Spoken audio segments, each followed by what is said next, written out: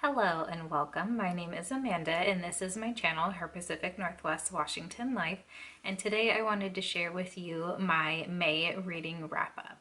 So this month I actually kind of had a plan when I was writing down my reads. I wrote them down as I finished. So this should be in the order that I finished books this month. I did participate in the Finishathon, which is a readathon that was hosted by my friend Darshell over at Books and Planners. It was the whole month. So normally I would like to talk about books in a series altogether, but in order to not lose my spot, I am going to go down my list. But basically, for those of you that don't know, this was the second year of the Finishathon, and the aim is to finish or progress in series that you already have ongoing. I finished 2 series and I progressed in 2 more, I believe. So let's go ahead and just get into the books that I read. The first book I have is Before by Anna Todd. This was a 10-hour and 47-minute audiobook that I only gave a 1-star rating. This did finish out the After series for me, so that was great to get that off the list and to finally have another series complete. But basically, Before is After from Hardin's point of view. So if you don't really like Hardin as a character, I would say you don't necessarily need to read this book because it is just more of his thoughts, much more vulgar thoughts than what was expressed in the story, just about how he kind of, the start of it all the way through to the end. So it's not just After, but most of it is the bulk of After, from Hardin's point of view. I thought it was okay. These are kind of guilty pleasure reads for me. They're very problematic. It deals with a lot of mental abuse, just really poor relationships, cheating, and so many other things that I wouldn't necessarily recommend this series unless you want that sort of like a guilty pleasure read for, I guess, young adults. Not young adults, it would be the new adult category. So it's like college age people. I don't really have much more to say about that, so we'll just move on to the next book. The next book I read was You Know You Love Me, which is the second book, I think, in the Gossip Girl series. This was a reread for me. I got this series, I think, around my 18th birthday. My mom bought them for me because at that time the show was still pretty new. It might have been only like the first season that had come out, and I liked the show. So knowing that there were books, I had a few friends that read the books, so I decided that I wanted to read them as well, and my mom bought me basically the whole set. So I started reading these. I got through maybe like the 6th or 7th book and then stopped. And I think there's 13 books total in this series. So I've always wanted to finish these. I just haven't gotten around to it yet. They don't age well. You Know You Love Me takes place around Thanksgiving. And I think in this one is when we have the seniors applying for colleges and doing their college interviews and their like trips and stuff up to look at what the colleges look like and things like that. So we're just following the characters. A lot of them are more concerned with where they get into school than others. Still lots of girl hate in this. There's a character who is bulimic, and they are basically just teenagers who are allowed to spend their parents' money and run wild and crazy and have parties and get drunk and do all that other stuff. These again are just guilty pleasure books. I forgot to mention this was 227 pages. I gave it a 2-star rating. It's nothing spectacular, but if you want a little drama in your life and you don't want to actually have drama in your life, you can read about drama in other people's lives, I guess. The next book I read was Crimson Dagger by Morgan Rhodes. This is the I think it's 0.05 in this series. It was a 24-page, just little short story that I read on my Kindle. I gave it a 3-star rating, and it follows Prince Magnus, I think, 2 years before Fallen Kingdoms starts. So I believe he's 17, and at the start of Fallen Kingdoms, he's 19. And basically, this is just a story of something that happened to him as he was a kid and kind of dealing with the consequences in the future, and how he it gives a really good showing of, I feel like, Prince Magnus as a character, even in such a short amount of time, just how different he is from his father and how much better he is as a person and what he wants to do and accomplish and achieve and things like that. So normally I'm not a big fan of like short stories or novellas, but I do feel like this one added a bit more character development to Magnus. We got to see different sides of him than what you get to see in the first couple of books in the Fallen Kingdom series, so I did enjoy it. The next book I read was a buddy read, and I read Vanishing Hour by Lisa King with my friend Eric over at Break Even Books. This was a book that he had put a tweet out on Twitter asking if anyone wanted to buddy read, because Lisa King is a Canadian author and Eric is a Canadian booktuber. And I believe on the Canada Amazon this was free. So he was basically asking if anyone wanted to pick the book up for free and do a buddy read. And it wasn't free on the US Amazon, which was totally fine. I still wanted to do a buddy read with Eric. This was 336 pages on my Kindle, and I gave it a 3-star rating. And it's probably not an ideal book to read right now if you are really struggling with the current situation in the world. But basically, this is a pandemic story. There is something that has wiped out a majority of the population. And you find out what that something is, which I appreciate, and you find out why it wiped out certain members of the population and not others, which again, I appreciate so much.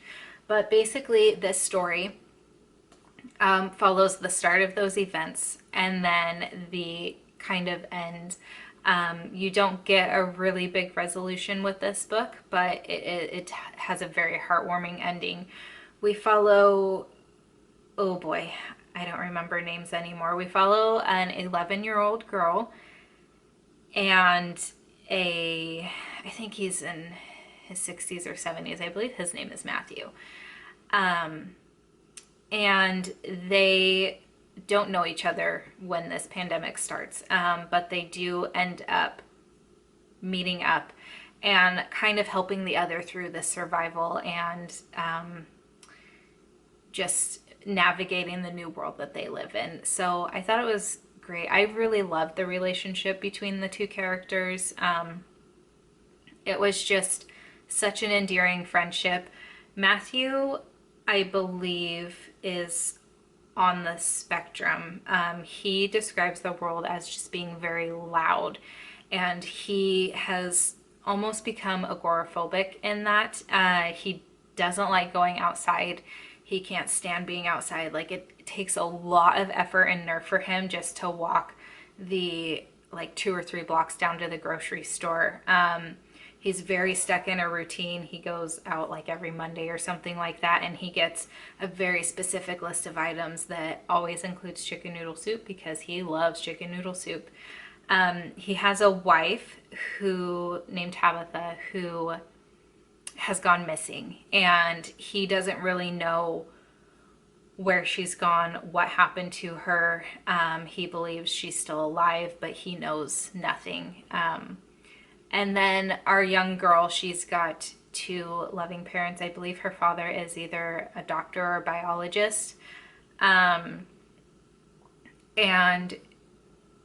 she is separated from her mother at the very beginning. So when she and Matthew meet, it's very rocky and bumpy at first. They don't really know how to navigate each other's worlds or figure things out, but they slowly help each other come out of their own shells and learn to survive together. So I really enjoyed this story. I thought it was great. I'm really glad that Eric asked to do the buddy read because I don't think I would have heard of it at all if he hadn't. And this was actually a 2020 release. I believe the story came out in February or March, I want to say. I think March. But yes, definitely a good one. If you're ready to read something like that, I would recommend picking this up. The next book I have on my list is All I Want Is Everything, which is the third book in the Gossip Girl series. This was 215 pages. I gave another 2-star rating. And this one takes place over Christmas time. Serena and Blair are friends again. They're still worrying about college applications, but also want to have a good time. They go to same parts, and relationships fall apart and come back together and all that other stuff. So more drama. Again, Endgame is just so I can see Chase Crawford on the TV. So don't have much to say about those books. There's a little less girl hate in this one, but there still is the issue of bulimia and other such things. So we'll move on from that. I'm not really going to give a good synopsis or like a wrap up of those just because I don't think they hold up well, and I wouldn't really recommend them unless you grew up with them or you enjoy the show and you would just like to read more about the characters and things like that. The next book I have on my list is Written in My Own Heart's Blood by Diana Gabaldon. This is the last published book in the main Outlander series. I believe she's got another one coming out, though a release date hasn't been announced yet. So this is the second series that I finished for the month. And I listened to this on audiobook through Scribd. It was a 45-hour and 8-minute audiobook that I gave a 3-star rating. Overall, not one of my favorites in the series, but I did think it was good. Oh gosh, now is the struggle of explaining this 8th book in a series without ruining everything. Our characters are in America. This takes place during the war. So George Washington is a character, and it's kind of helping out the army and other things that go along with that, moving around a little bit. Majority of this takes place in Philadelphia. There is some Scottish bits. We get not just our regular like 1950 to 1980 timeline and our 1770 to 1790 timeline. We do get a third timeline within this, which is really fun. We are introduced to characters we've never got to follow before and kind of learn a bit more about them. But otherwise, just lots of family things that go on with this, lots of shenanigans and trying to piece things together. We'll go with that. Really glad to have that done though. My goal was to finish that book before I went to Scotland with my girlfriends, which was supposed to be in the month of May. And I accomplished that, though I did not get to go to Scotland because travel restrictions.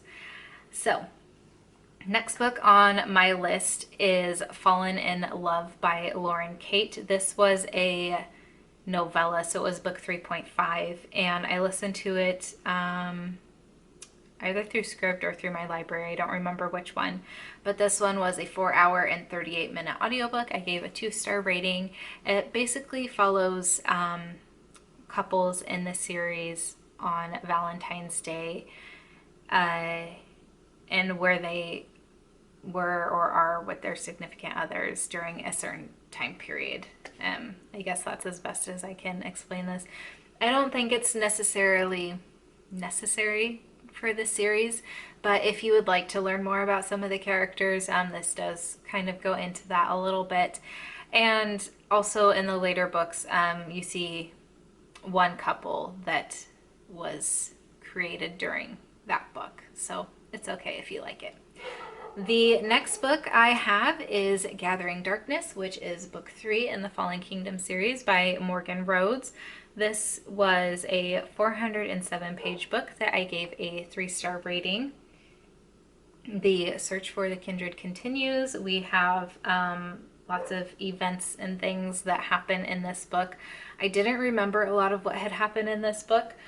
I guess just to recap what Fallen Kingdoms is about, since this is the 3rd book and it would give some spoilers, we have a king called the King of Blood, Gaius de Mora, who is the king of Lumeros. And he has lived with these kind of fairy tale stories his whole life. And he is destined to be this great and powerful king. So he does a lot of plotting and scheming in order to take over the other 2 countries that are a part of Mythica. We have Oranos and Lumeros. Lumeros is in the middle and Oranos is in the south. Pelsia is in the middle. Lumeros is what he's king of. And he basically defeats people and tries to take over the country in his search for these magical artifacts. That's where I'll leave that. So, search for the magical artifacts continues. Whether they're found or not is to be found out by you if you decide to read these books. But we follow multiple characters' points of views throughout this story, so it gives a very well-rounded idea of different kind of classes of people and different parts of the country and things like that as they journey and make their adventures and do the things they need to do in order to meet their goals and accomplish the things that they have set out for themselves. So I enjoyed that. That one was a reread for me as well. And then the next book I listened to was Rapture, which was book 4 in the Fallen series by Lauren Kate. This one was 11 hours and 40 minutes. I gave a 2-star rating. I liked this more than I liked the 3rd book in the story, but overall I just don't really like this series. My main goal is to finish it because I have already invested so much time in it. It wraps up the story fairly well, though honestly I'm forgetting what's happened. But basically the story of Fallen follows our character Luce, who has these shadows and things that kind of follow her, and she doesn't know what they are. She just knows that bad things happen when they come. So she is sent off to kind of a reform school, and there she meets some misfits and some other people who she becomes friends with, and things unravel from there. It is a story with fallen angels and other such things, and a curse that was put on these fallen angels that Luce may or may not be part of. So that's what that story is about, and obviously Rapture just follows the events of that. And it's the second to last book. There's another book called Unforgiven that I believe follows Daniel's point of view, who is our main fallen angel, and a very pivotal character to the story. So next book I've got is Frozen Tides by Morgan Rhodes, and this wraps up my reread of the first 4 books in the Fallen Kingdom series. I think this one's my favorite of all of the books. I do like the first one as well, just because it's just a new story basically, and I like first books. Frozen Tides was 413 pages. I gave a 3-star rating, and there's a big event that happens at the end that I can't really tell you a lot about. But basically, tides have shifted in this. Power is starting to shift a little bit, and people are building plans and schemes and plots that you wouldn't have thought would come about from the first couple of books. So allegiances are shifting and other things like that. I like the relationships in this book. I like kind of the characters. I like how they're growing together. But the thing that annoys me the most about this series is that you've got a character who was very spoiled, and just had a pretty easy life, who is now in a position where they have to really fight to survive. And their way of fighting to survive is kind of building these lies, and acting more valuable than they are and hiding their true motives. However, the people that they lie and scheme to have been doing this their whole life, so they're not new to the game and they know when they're being lied to, and they've called this character out on it, on every single thing that they've lied about. And they still deny it like tooth and nail, hold to their guns, all of that, which is fine. But I don't know, the characters need to be developed better, or you need to just stop and admit the truth and let the fate of that be what happens. Eventually truths do come out, but it's basically 4 books of the same thing, and it gets really redundant and annoying. The other thing that I have a gripe with this series about is that there's a group of rebels who plot to overthrow the King of Blood, and every time they make a plan, it's foiled, whether it is right away, or it's when they go to enact the plan, and it's fine if you want the bad guys to win in your story, but also like have them give up at some point. Either let the rebels win, or just stop having them develop these plans and like progress your story in a different way, because clearly like they're never gonna win out over the bad guys, as you've proven time and time again. So it gets redundant and repetitive and annoying at times, but I think the series is fun regardless. So I've got 2 more books left. And then the next book I've got on my list is book 2 in the Mistborn series, the first era of Mistborn, which is the Well of Ascension by Brandon Sanderson. I listened to this on audiobook and it was 28 hours and 56 minutes. Highest rated book of the month. I gave this a 4-star rating. Let's see, without spoiling this one. The Final Empire, which is the first book, follows this man named Kelsier, who is a Mistborn, and he is the survivor of these caves of this place called Hassan. And he basically has a problem with the nobility and he wants to overthrow them. There is a man who reigns over all of the empire called, oh my gosh, I just blanked on his name. Anyway, he's a really bad guy. And he basically enslaves these people, the Lord Ruler. He enslaves these people called the Ska. And it's basically them kind of trying to build a rebellion against the Lord Ruler and overthrow his empire. There's obviously a lot more to that. This is a quite political book. It also has a really intriguing magic system.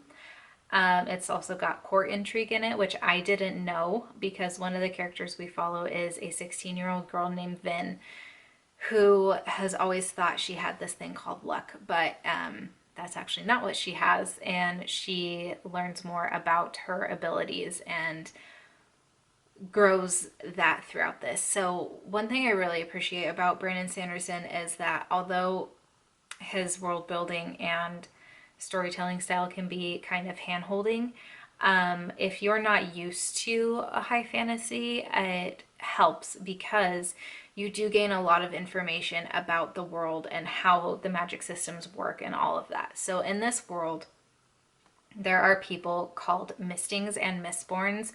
Mistings can use 1 metal, and Mistborns can use all 11 of them. Or is there 12? 10? The 11th metal. I don't remember how many there are that are known. But basically, the metals, you ingest them and you can burn them, and they give you different sorts of things and abilities. Like you can be a tin eye, so you can enhance your vision. You can be a soother and kind of manipulate people's emotions. You can use the metals to strengthen your body and be really strong, or a thug as they're known in this series. You can also use the metals to basically fly. You kind of levitate over the metals and you can push or pull against them in order to move your body how you want to. So, yeah, that's basically what I can explain without spoiling too much. So this book follows the characters after the events in the Final Empire, and seeing people kind of come into their own a bit more. I really like the character development in this. We did get quite a bit more about the world, but the thing I really appreciated was the character development in both Vin and Ellen. Kind of seeing Ellen go from being this nobleman who sits in the background, has these big ideas of how he can change the world and make things better for everyone in the population and not just the noblemen.